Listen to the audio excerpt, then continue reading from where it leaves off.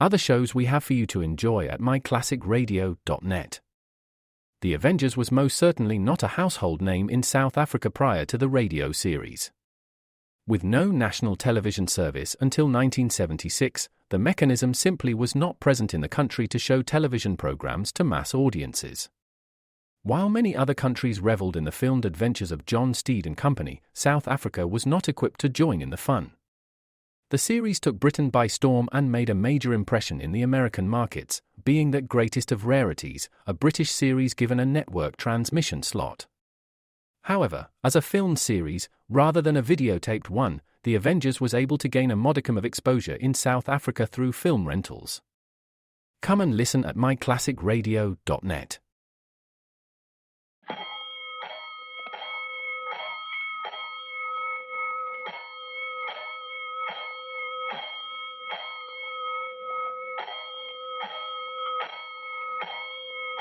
Five bells. Stand by all stations. Attention, all districts. A five-alarm fire. 5 bells. Move in immediately. That's it. Let's go! Let's go! Firefighters!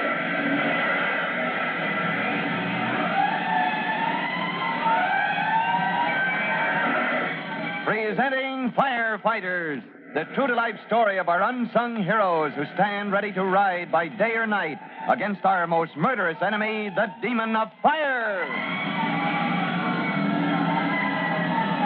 In just a moment, we'll join Chief Cody and rookie fireman Tim Collins in the home of Tom Culpepper, editor of the Plum Valley Courier. As his guests, the Chief and Tim have seen more than enough to convince them the town is actually in a dangerous situation when it comes to fires. Lack of equipment and untrained men were responsible for the Hancock block burning to the ground yesterday, and carelessness was to blame for the fire later rekindling and burning the newspaper office. Well, as a result, Tom Culpepper has asked them to join him in a fight to the finish in attacking this problem. Now, what their first step was to be, we'll see right after this message.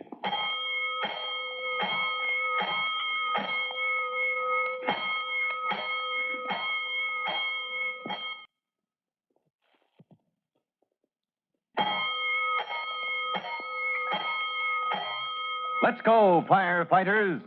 Let's see how editor Tom Culpepper plans to attack the indifference and outright opposition in Plum Valley to get the needed firefighting equipment and men. But before we join him as he maps his campaign with Chief Cody and Tim Collins, let's recall the situation of last evening when the three men stood before the burning embers of the courier's office and print shop. Let's see what the straw was that broke the camel's back and made Tom fighting mad. It isn't the carelessness alone, Chief, which makes me furious. It's the fact that not a single volunteer showed up. Well, my friend Luther thinks there was a mix-up, Tom. We can't afford many more like this, Collins. Do you consider that any excuse, Chief Cody? No, I'm afraid I don't, Tom. This town is going to have decent equipment and trained men. Now, will you and Collins help me, Chief? I'd say that was almost in the line of duty. Not Tim? Oh, you bet, sir. Only I don't see exactly what we can do. I need your knowledge and advice, most of all. I'm going to start out with an editorial tomorrow that'll make the people in this town sit up and take notice. But how can you get your paper out after the fire here? Well, we'll set up headquarters in my home.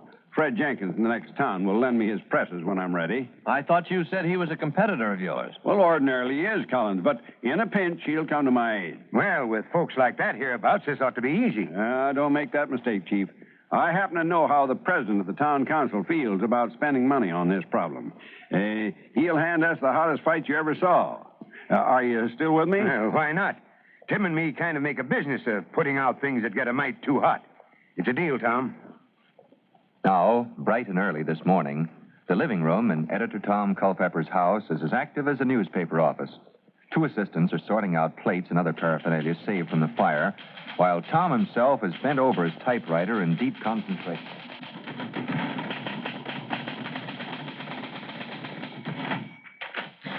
Well, I'm finished at last. Now listen to this, Chief, and you too, Collins. Huh? A town the size of Plum Valley can't afford a $200,000 loss from fire. Not when it can be prevented with a fraction of that amount spent for basic fire equipment and training. Take a look at the ruins of Hancock Block today. Ask yourself if that loss to the community was necessary. If the answer is no, turn out for the council meeting tonight where this subject will be discussed. I notice you didn't say where it would be settled. Well, it won't be that easy. You don't know Turner Lawson. The president of the council? Yes. He's perfectly sincere, but he's set against spending the taxpayers' money on anything he thinks is unnecessary. And you'd be surprised how many people agree. Oh, but this is an investment in safety. That's true, Tim, but you got to show 'em, like I said. Folks always seem to think fire's going to strike the other fellow's home, not theirs. Well, I try to cover that angle down here. Now, here, let's see. Here. Oh, here it is, here. Take the Cotter Tool Company on the edge of town. Consider the business that one enterprise brings to Plum Valley. Think of the unemployment, the loss of revenue to every merchant, businessman, yes, every citizen, if that plant should be destroyed by fire. You're not trying to, well, scare 'em a bit, are you? Oh, absolutely not. Now, listen, Chief. Hey, you look that place over and see if it's not ripe for a fire. You'll need facts like that when you speak before the council this evening. When I do what? Well, you're the authority. Your words will carry more weight than mine.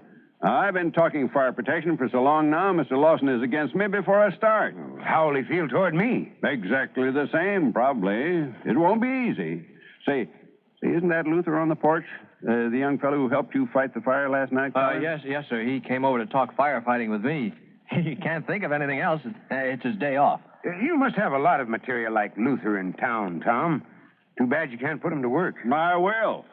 Right now, after I get a mighty thin edition of the Courier printed up in the next town, Luther could use his truck to help deliver. Want to get a copy in everybody's hand before tonight. Well, why not let me give him a hand, Tom? Oh, that'd be fine. While the chief is doing his research, you could... Oh, no, say. Wait a second. I wonder if that would get Luther in trouble. Delivering papers? Yeah. You see, he works for Turner Lawson. Oh. I'd hate to see him fired for helping me. I don't think I'm going to like this Lawson guy. Well, he's not an easy man to deal with. I'm afraid, Chief, you'll find out what I mean when you tangle with him at the meeting.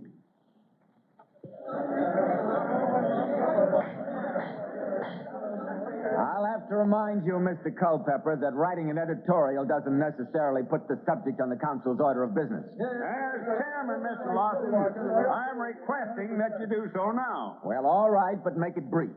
Well, first, I want to introduce a friend of mine, Chief Bob Cody. Now, just a minute. The chair recognized you, Tom. We don't need any outsiders coming in to tell us how to run our business. Don't we? Think of the number of fires we've had the past month. I'd say it's high time we had help. Well, maybe there have been epidemics of fires and things recently, but our boys can handle the situation. If I may interrupt, Mr. Lawson, there shouldn't be any situation to handle. There's no such thing as an epidemic of fire. No? Just what do you call it in the city, Chief Cody? When there are too many fires, I'd call it carelessness, ignorance. In the city or any place else, Mr. Lawson. Would you now? You can stop folks from being careless? Certainly. A month's campaign telling your citizens what to watch out for, how to be on the alert, would cut your fires to a fraction and not cost you a cent. That last part interests me, Chief. Go on. Well, for instance, as I got out of my friend's car in front of the town hall, Mr. Lawson, I happened to look on the porch of a house 2 doors down. That's Al Perkins' house. He's sitting here beside me. Now, I'm not being personal any more than fire is when it strikes. But Mr. Perkins had evidently dumped hot ashes in a wooden box out there. A lot of people do around here. Well, then I'm surprised you haven't had even more fire, sir. But to make this worse, I saw a couple of oil cans not 2 feet away on that porch. Did you now? Well, it seems to me you're being accused of being careless and ignorant, Mr. Perkins. Yes. You're a prophet when it comes to a fire, Chief Cody? I know an open invitation to trouble when I see it. Take the Cotter Tool Company on the edge of town. I see you read Tom Culpepper's editorials. Not only that, I inspected the plant this afternoon. Very kind of you, I'm sure. But I happen to own stock in the factory, and if you think that building is a fire trap, you're crazy. It is. But it could stand a good sprinkler system. Those things cost money, Chief Cody. It'll cost you a good deal more if a fire ever starts there, Mr. Lawson. Without larger water mains in that part of town, you'd never put it out. Thank you for warning us. And now, gentlemen... Mr. Chairman, I'd like to have the folks here tonight listen to Chief Cody's suggestions for organizing and training a group of efficient volunteer firefighters. I've given you all the time I can, Culpepper. The chair will entertain a motion that this discussion be tabled until the next council meeting. I so move. Take the motion. All those in favor will signify by raising their hands. It is so ordered. Mr. Chairman, this is a desperate situation, and we're entitled to further discussion of it. You're out of order, Culpepper. If the meeting will come to order, I'd like to make a few remarks about the coming election. Listen, Chief, isn't that their fire bell? I'm afraid it is, Tim. Hey, Perkins, your porch is on fire. I can see it from the window. Yeah, now, Lawson, maybe you'll agree Chief Cody is something of a prophet when he tells you about a dangerous setup. Just keep calm, everybody. I see enough of our regular volunteers in the audience to have this blaze out in a jiffy. A jiffy? From bitter experience, they'll be lucky to get it out at all. How about that, men? Shall we show Tom Culpepper and his friends we're quite capable of handling our own fires? All right, that's a challenge, Lawson, and I accept it. Now, take it easy, Tom. If you want to see what experience and training means, Lawson, I'll pit my two friends against raw volunteers any day. Chief Cody and Private Collins can't refuse to fight a fire. Well, of course we can't, Tom, but... If they don't have that fire out before your men even arrive, I'll eat that editorial I wrote, word for word. As their friend placed the chief and Tim in an awkward spot, maybe the editor, in his anger, has forgotten the oil cans the chief mentioned as being next to the hot cinder box. To see what happens now, be sure to join us next time for another exciting episode of The Firefighters. In a moment, Chief Cody will tell you how you can help the firefighters in your own town. But first, boys and girls, let's listen to this message. And now, Chief Bob Cody with a special message for the Firefighters Brigade. Chief Cody. Hello, boys and girls. I suppose a good many of you do your playing after school in one of those vacant lots that always seem to be around town. Now, it's been my experience that old weeds, dried leaves, rubbish, separately or a combination of them, can make a place like that a possible fire menace. If you and your friends would make a point of clearing off a lot like that, it would be a safer spot as well as a nicer place to play. You just remember that. Now, till we meet again next time, this is Chief Cody saying, so long. Fire Chief Cody and the young rookie fireman Tim Collins will be back on the same station the next time you hear... That's it. Let's go!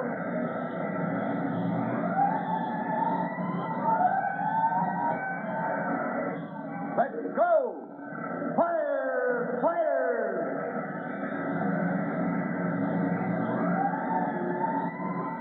Firefighters is a copyrighted feature of William F. Holland Productions.